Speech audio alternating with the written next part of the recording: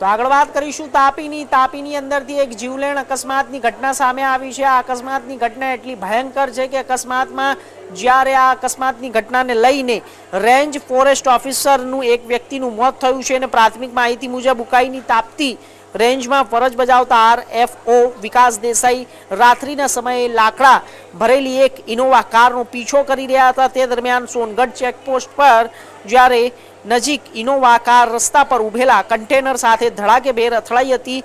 Innova પાછળ આવી રહેલી આરએફઓ વિકાસ દેસાઈની ખાનગી કાર પણ કન્ટેનર સાથે અથડાતા ગંભીર અકસ્માત સર્જાયો હતો।